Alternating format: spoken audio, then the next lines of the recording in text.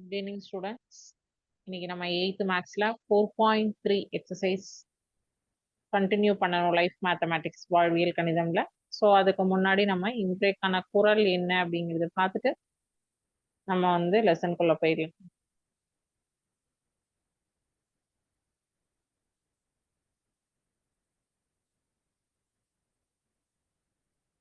ஒரே நிமிஷம்.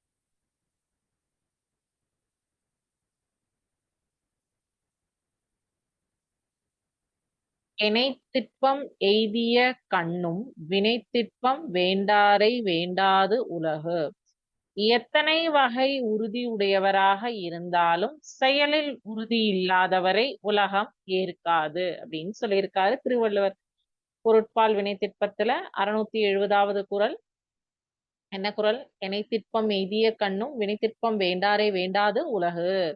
ஸோ நம்ம எவ்வளவுதான் மன வலிமை இருந்தவராக இருந்தால் கூட நம்மளுடைய செயல்ல செய்யக்கூடிய வேலையில செயல் உலகம் ஒரு சர்டைன் பீரியடுக்கு அப்புறம் நம்மள ஏத்துக்காது. எப்படி அப்படின்னு பாத்தீங்கன்னா, இப்ப நம்ம 8th ஸ்டாண்டர்ட் ஸ்டார்டிங்ல நீங்க சொல்றீங்க எனக்குலாம் எல்லாமே சம்ஸ் எல்லாம் ரொம்ப நல்லா தெரியும், நான் ஈஸியா போட்டுடுவேன், எனக்கு எந்த பிரச்சனையும் இல்லை, நான் ஃபுல் மார்க் வாங்கிடுவேன் அப்படின்னு நம்ம சொல்லுவோம் ஒரு டயலாக். எல்லாரும் நம்மள நம்ம ஃப்ரெண்ட்ஸ் எல்லாம் கொஞ்சம் நம்மளை பார்த்து ஜெர்க் ஆவாங்க. என்னடா இவனுக்கு எல்லாமே தெரியுமா, நமக்கு எதுவுமே தெரியாதே அப்படின்னு சொல்லிட்டு. எக்ஸாம் முடிச்சு ரிசல்ட் வரும் தெரியுமா?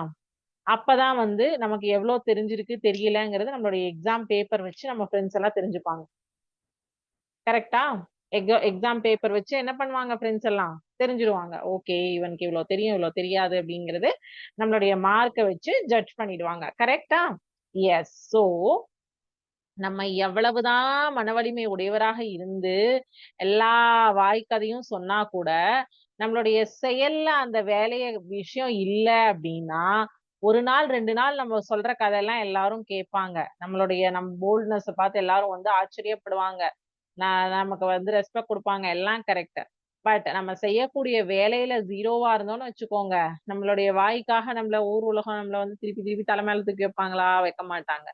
சோ அதுதான் இணைத்திட்பம் எய்திய கண்ணும் வினைத்திட்பம் வேண்டாரை வேண்டாது உலகு அப்படின்னு சொல்லிட்டு வள்ளுவர் சொல்லியிருக்காரு. நீங்க மன உறுதி உடையவரா இருங்க, வேண்டான்னு நான் சொல்லல. ஆனால் அந்த மன உறுதிக்கும் ஒரு எல்லை உண்டு. செயல் என்று வரும்போது உறுதி இல்லை என்றால் உலகம் உங்களை ஏற்காது. புரிஞ்சுதோ? எஸ். ஓகே. இப்ப என்ன பண்றோம்? சிம்பிள் இன்ட்ரெஸ்ட்னா என்ன, காம்பவுண்ட் இன்ட்ரெஸ்ட்னா என்ன அப்படின்னு நம்ம பாடத்துக்கு வந்துடுறோம். ஓகேவா? எஸ். சோ சிம்பிள் இன்ட்ரெஸ்டுக்கும் காம்பவுண்ட் இன்ட்ரெஸ்டுக்கும் இருக்கக்கூடிய டிஃபரன்ஸ் என்னப்பா? ஃபர்ஸ்ட் அதை சொல்லுங்க பார்க்கலாம். லாஸ்ட் கிளாஸ் நான் உங்களுக்கு அதை சொல்லி முதல்ல அதை சொல்லுங்க பார்க்கலாம். ஸோ சிம்பிள் இன்ட்ரெஸ்ட் அப்படின்னா வருடா வருடம் கால்குலேட் பண்ணக்கூடியது. காம்னா ஒரு பர்டிகுலர் லாக்கிங் பீரியட் கொடுத்துருவீங்க. அந்த லாக்கிங் பீரியட்ல அதை குவார்டர்லி, ஹாஃபலி, இயர்லி அப்படின்னு சொல்லிட்டு மென்ஷன் பண்ணிடுவீங்க. ஸோ அப்போ அந்த இன்ட்ரெஸ்ட் என்ன ஆகும்னா 4 வருஷம் நான் ஒரு லாக்கிங் பீரியட் இங்க பாத்தீங்கன்னா பிரின்சிபல் வேல்யூ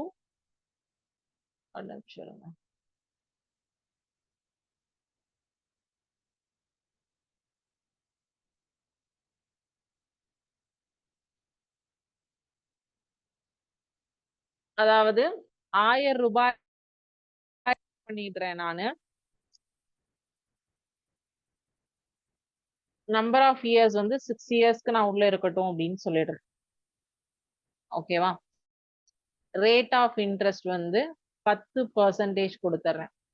அப்போ எனக்கு என்ன ஆகும் அப்படின்னா compound periods per year, BY அப்படிங்கிறது காம்பவுண்ட், அதாவது 2 வருஷத்துக்கு ஒருக்கா நான் ரினிவல் பண்ண சொல்றேன்.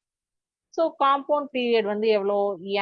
என் எத்தனை வருஷத்துக்கு கொடுக்குறேன் அப்படின்னு பாத்தீங்கன்னா நான் நம்பர் ஆஃப் இயர்ஸ் 6 வருஷத்துக்கு கொடுக்குறேன். ஸோ அப்போ என்ன ஆகும்னா 2 வருஷத்துக்கு ஒருக்கா இப்போ ஃபர்ஸ்ட் இயர் நான் போடும்போது 1000 ரூபாய், 1000 ரூபாய்க்கு 2 வருஷத்துக்கு interest. For example I am telling 2000 வச்சுக்கோங்க. சோ 2வது வருஷம் முடிவுல என்னோட அமௌண்ட் என்ன ஆகும்னா 12,000 அப்படின்னு ஆகும்.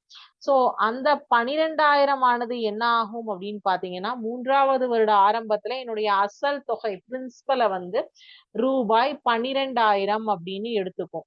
சோ இந்த 12,000த்துக்கு அடுத்த 2 வருஷத்துக்கு என்ன பண்ணுவாங்க அப்படின்னு பாத்தீங்கன்னா எனக்கு இன்ட்ரெஸ்ட் ஜெனரேட் பண்ணுவாங்க. சோ ஃபார் எக்ஸாம்பிள் அடுத்த 2 வருஷத்துக்கு எனக்கு வந்து திருப்பி ஒரு 2,000 2,500 இன்க்ரீஸ் ஆகுதுன்னு வச்சுக்கோங்க.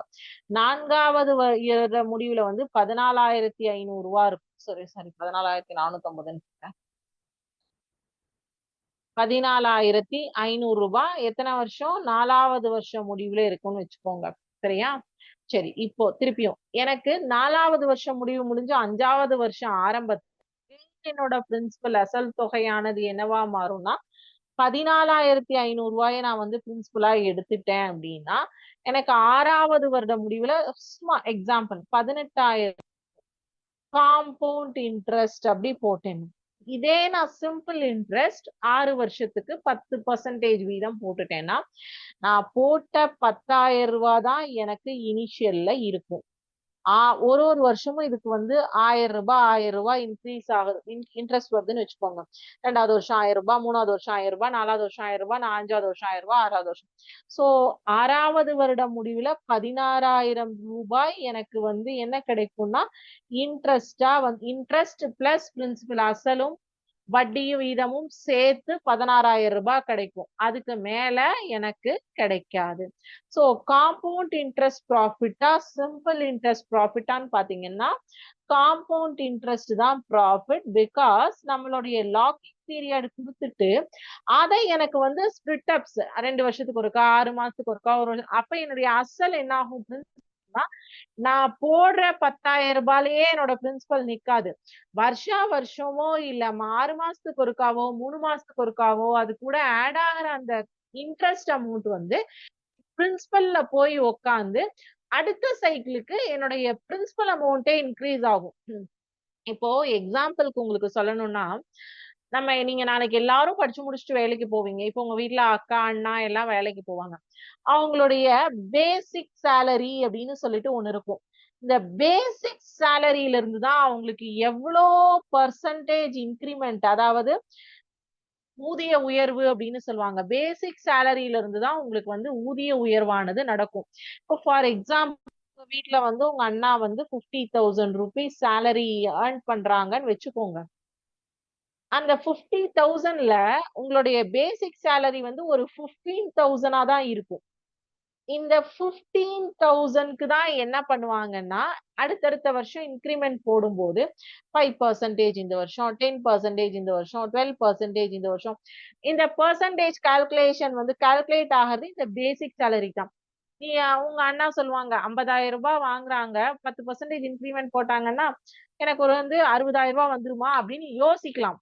பட் அந்த பேசிக் 15,000க்கு 10% போடுங்க. 50,000க்கு 10% போடக்கூடாது. 15,000க்கு 10% போடுங்க. சோ அந்த அமௌண்ட் தான் என்ன ஆகும் உங்களுக்கு இன்கிரிமெண்டா வரும். பேசிக் உடைய அமௌண்ட்டுக்கு இன்கிரிமெண்ட் வரும். இது உங்களுடைய வாங்கக்கூடிய சேலரிக்கு இப்ப 15,000க்கு 10% போட்டீங்கன்னா எவ்வளவு வரும்? 1,500. சோ 51,500 தான் இன்கிரிமெண்ட் வந்து. சோ அப்படிதான் வந்து உங்களுக்கு இந்த சிம்பிள் இன்ட்ரெஸ்ட் காம்பவுண்ட் இன்ட்ரெஸ்ட்ல பாத்தீங்கன்னா உங்களுடைய பேஸ் வேல்யூ வந்து காம்பவுண்ட் இன்ட்ரெஸ்ட்ல பொறுத்த வரைக்கும் மாறும். நம்ம பீரியட் ஸ்பிளிட் அப் பண்ணிருக்கிறதுனால உங்களுடைய பேஸ் வேல்யூ பேஸ் அமௌண்ட் ஆனது மாறிக்கிட்டே இருக்கும். அதே வந்து சிம்பிள் இன்ட்ரெஸ்ட்ல மாறாது. சரிங்களா? சோ அதுதான் வந்து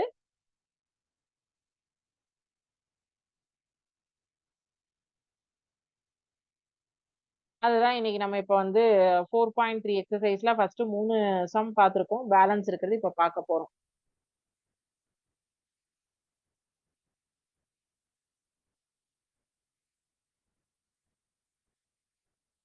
ஒரே நிமிஷம் எக்ஸசைஸ் புக்ல காமிச்சிடுறேன்.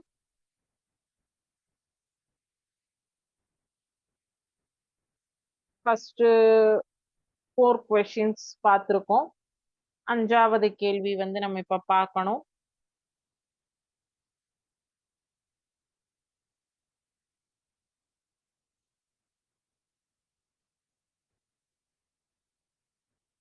ஒரு அசலானது 2 ஆண்டுகளில் ஆண்டுக்கு 4% கூட்டு வட்டியில் ரூபாய் 2028 எனில் அசலை காண்க. A principal becomes 2028 in 2 years at 4% per annum compound interest. Find the அதாவது அசல் தொகை கொடுக்காம அவங்க வந்து இன்ட்ரெஸ்டோடைய ஆன்சரை கொடுத்திருக்காங்க. அப்ப இதுல இருந்து அசல் தொகை என்னன்னு நம்மள கண்டுபிடிக்க சொல்லியிருக்காங்க. சரியா? Question number 5. சோ n என்ன? 2 years இல்லையா? 2 ஆண்டுகள் தமிழ்ல எழுதிக்கோங்க. n is equal to 2 years.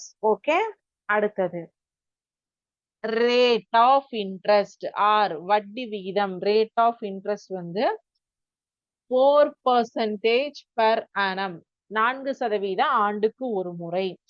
Amount A என்ன கிடைச்சிருக்கு? Amount A is equal to rupees 2028. Yes. So இப்ப ஃபார்முலா அப்ளை பண்றோம். சரிங்களா? applying the formula A is equal to P into 1 plus R by 100 to the power N. Okay. So amount என்ன? 2028. Answer we know that P தான் தெரியாது. P into 1 plus rate of interest 4 divided by 100 to the power N is 2. Okay. சரி. Therefore, P is equal to 2028 into 100 into 100 divided by 104 into 104. Because இதை simplify பண்ணியிருக்கோம். 100 plus 4 is 104 divided by 100 ஆகும். So, இது வேணா ஒரு step extra போட்டுறேன். 2028 is equal to P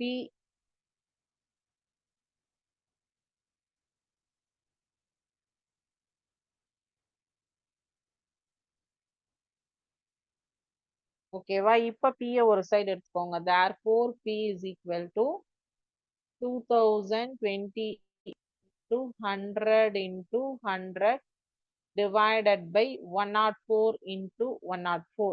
okay, yes. இப்ப இது எல்லாத்தையும் கேன்சல் பண்ணும் இல்லையா? நான் இங்க கீழே பண்றேன்.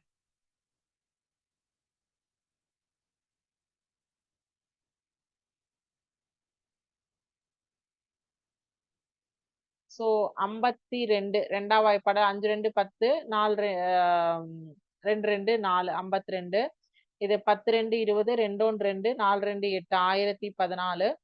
சோ இதையும் அடிச்சிருங்க. 52 5 2 10 0 7 2 14 507. சரியா? இப்ப என்னாச்சு? ஃபர்ஸ்ட் சொன்னேன் 507 into 100 into 100 divided by 52 into 52 வந்துருச்சு. ஓகேவா? அதை நோட் பண்ணிக்கோங்க. 507 into 100 into 100 divided 52 into 52. சரி. 2 2 4 6 2 12 26. இங்க அடிச்சிடலாம். 52 100. திருப்பியும் இங்க அடிச்சீங்கன்னா 26 52 100. திருப்பியும் ரெண்டாவது பாடல அடிச்சீங்கன்னா 25. இங்க 13 2 26 25 13 2 26 இல்லையா? சரி. இப்போ திருப்பி என்ன? 507 into 25 into 25 divided by 13 into 13 இருக்கா?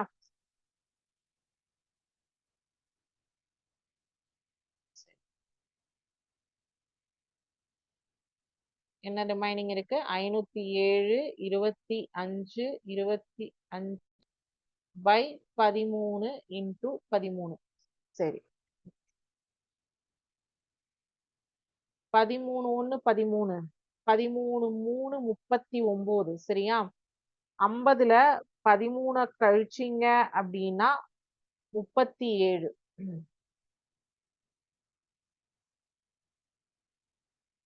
சரி, 50ல 39 கழிக்கணும். சாரி, 13 3 39 இல்லையா? 50ல 39 கழிச்சீங்கன்னா 11. 11னா 117. 117 வந்து 13ல 9 டைம் கேன்சல் ஆகும். 13 9 117. சோ வந்து 507 divided by 13 போட்டீங்கன்னா 39. So again 13 13 13 3 39. சரியா?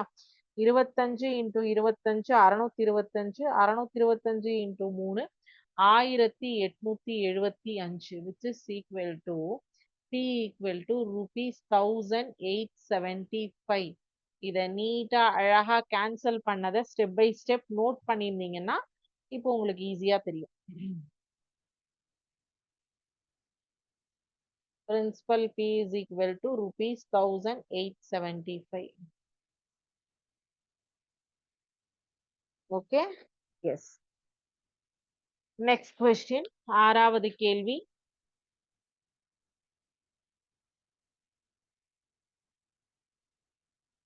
In how many years will 3375 become 4096 at 13.1/3% per annum if the interest is compounded half yearly? 13.1/3% ஆண்டு வட்டியில் அரையாண்டுக்கு ஒரு முறை வட்டி கணக்கிடப்பட்டால் எத்தனை ஆண்டுகளில் 3375 ஆனது 4096 மாறும்?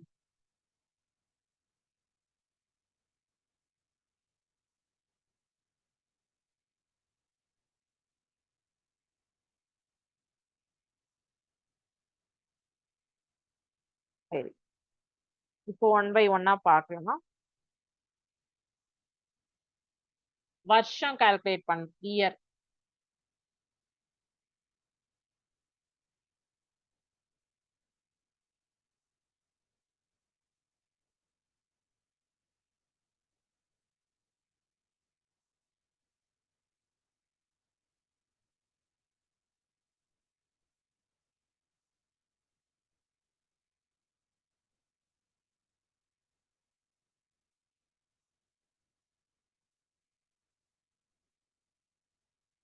இது 3 39 39 1 40. அதை வந்து 40/3% per annum ஆண்டுக்கு ஒரு முறைங்கிறது தான் வந்து per annum அப்படின்னு போட்டிருக்கு. சரியா? காம்பவுண்டட் ஹாஃப் இயர்லி அரையாண்டுக்கு ஒரு முறை தானே வட்டி கணக்கிடப்பட்டால்னு கொடுத்திருந்தாங்க. அப்போ காம்பவுண்ட் இது வந்து half yearly. Compounded half yearly R is equal to 40/3 divided by 2. So இது மேல போகும்போது 20/3 மாறிடும். 20/3% half yearly. ஓகேவா? சரி. let number of years வந்து தெரியாது. அதை தான் நம்ம கணக்கிட போறோம். எத்தனை ஆண்டுகள் அப்படின்ட்டு.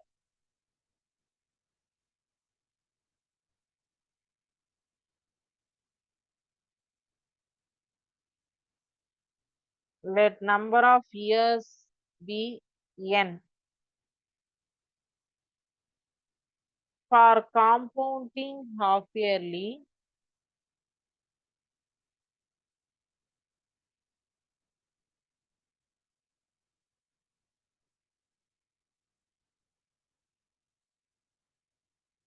formula A is equal to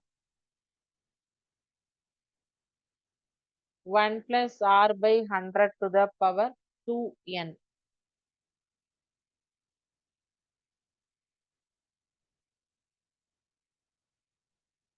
இதெல்லாம் given.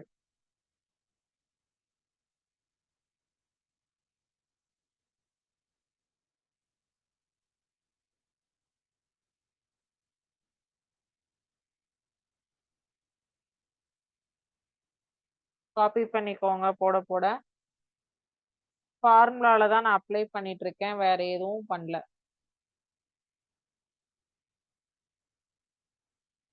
ஸோ இது வரைக்கும் காப்பி பண்ணிருப்பீங்கன்னு நினைக்கிறேன். 4096/3375 இது வந்து சிம்பிளிஃபை பண்ணீங்கன்னா 1 plus 1/15, அதாவது 20 1 20 20 5 100. அப்போ 1 plus 1/15 ஆகும். 1 plus 1 by 15 to the power 2n. எப்படி வந்ததுங்கிறது தெரிஞ்சது இல்லையா? 20 20 25 இப்போ 1 by 5 3 15. இதுவரை காப்பி பண்ணிருப்பீங்கன்னு நினைக்கிறேன்.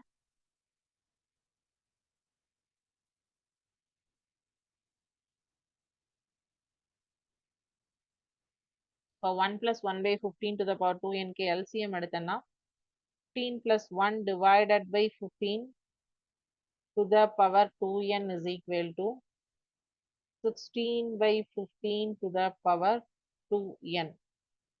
So 4096 divided by 3375 equal to 16 by 15 to the power 2n. ஓகேங்களா? So taking cubic root on both sides எடுத்தோம்னா தான் இங்க 4096 வந்து 16 உடைய cube root. சரிங்களா? அதனால cube root எடுக்கிறோம்.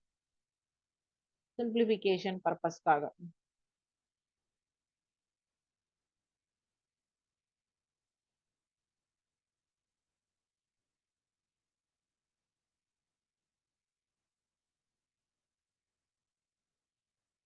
பதினாறு by 15 to the power 2n by 3 cubic roots எடுக்கிறோம்ப்பா.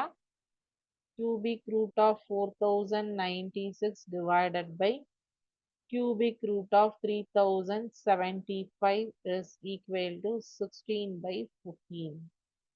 So 2n by that 2n by 3 is equal to 1. N is equal to 3 divided by 2. 1.5 1.5 years or 1.5 years. எப்படி வேணாலும் சொல்லலாம். ஓகேவா? எஸ். ஏழாவது கேள்வி.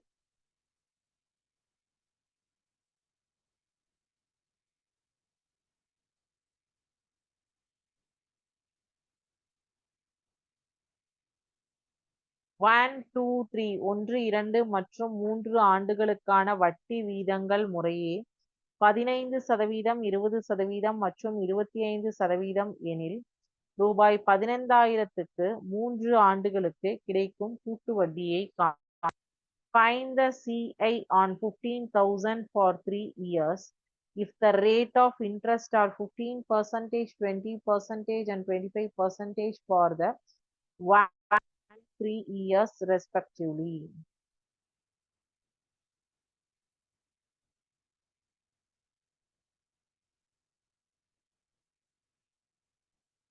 இது பார்த்துட்டீங்கன்னா அடுத்து வர 3 சம் இந்த மாடல்ஸ் தான்.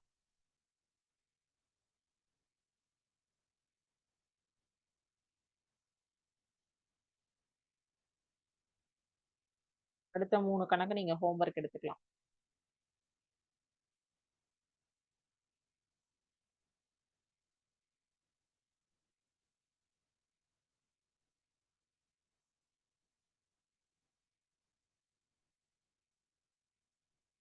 Rate of interest.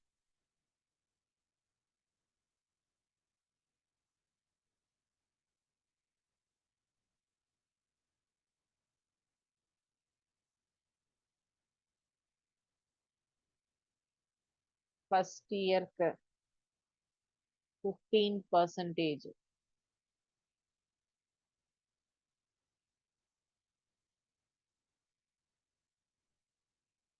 Second year sorry B 20%.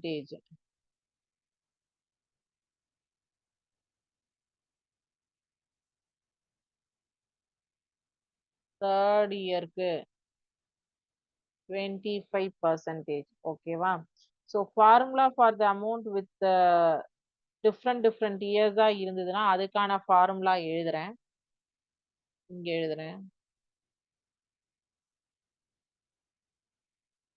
Formula for amount தமிழ்ல சொல்றேன் சரிங்களா? When rate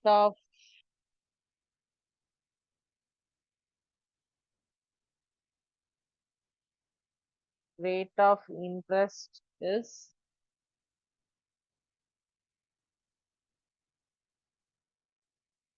different for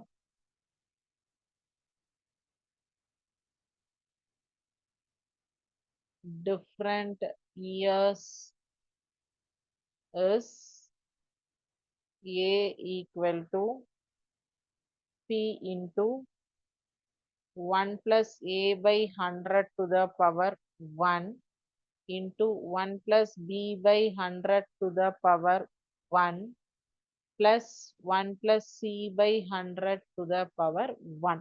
சரியா?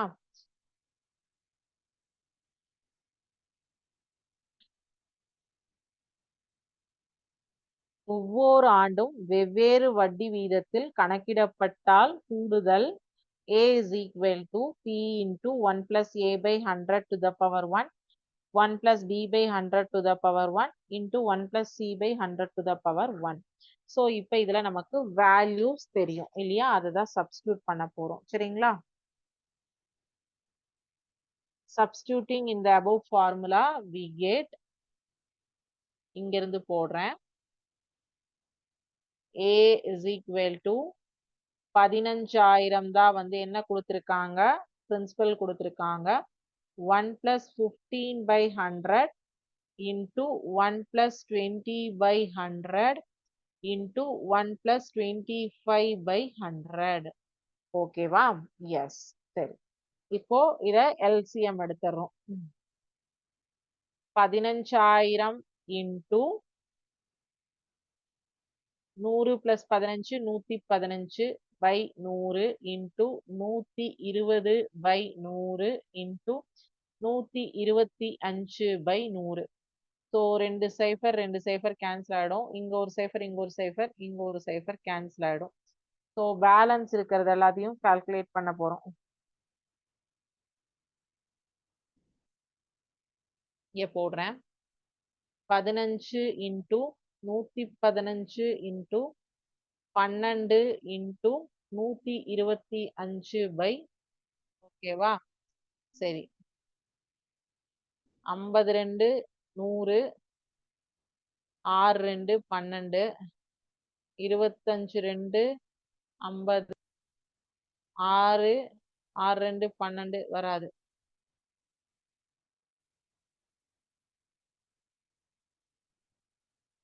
15 into 115 into 12 into 125 by 100.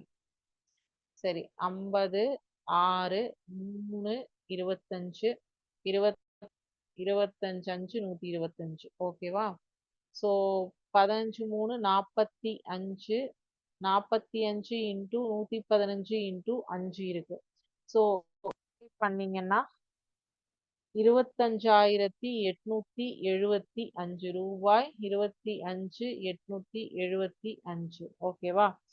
S. இப்போ காம்பவுண்ட் இன்ட்ரெஸ்ட் தானே கேட்டிருக்காங்க. CI is equal to amount minus principal, which is rupees 25,875 minus rupees 15,000 போட்டீங்கன்னா CI is equal to rupees 10,875. இது simplification தான் இங்க சுத்தி போட்டிருக்கேன். வேற எதுவும் வந்து எக்ஸ்ட்ரா எல்லாம் போடல. ஸோ simplification உங்களுக்கு தெரியாததுக்காக தான். ஸோ இதுல வந்து பாத்தீங்கன்னா 8 9 10 இது மூணுமே நம்ம இது வரைக்கும் 7வது கணக்கு வரைக்கும் பார்த்த ஃபார்முலாஸை யூஸ் பண்ணி கால்குலேட் பண்ணக்கூடிய கொஸ்டின். ஸோ அது வந்து நீங்க ஹோம்ஒர்க்கா எடுத்துட்டு டவுட்ஸ் எதுவும் அதுல இருந்ததுன்னா நெக்ஸ்ட் கிளாஸ்ல எனக்கு நீங்க கேளுங்க. ஃப்ரைடே கிளாஸ்ல ஓகேங்களா? ஸோ நெக்ஸ்ட் கிளாஸ்ல நம்ம காம்பவுண்ட் வேரியேஷன் ஸ்டார்ட் பண்ணிடலாம். கலப்பு மாறல், நேர்விகிதம், எதிர்விகிதம் அப்படிங்கறதான் கலப்பு மாறல். ஸோ அது நெக்ஸ்ட் கிளாஸ்ல நம்ம ஸ்டார்ட் பண்ணலாம். இன்னைக்கு பார்த்ததுல ஏதாவது டவுட்ஸ் இருந்ததுன்னா கேளுங்க.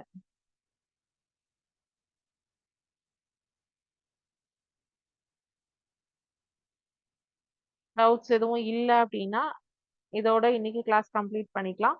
நெக்ஸ்ட் கிளாஸ்ல நம்ம அடுத்த டாபிக்ல மீட் பண்ணலாம். சரிங்களா? Thank you students. வாழ்க பாரதம், வெல்க தமிழகம்.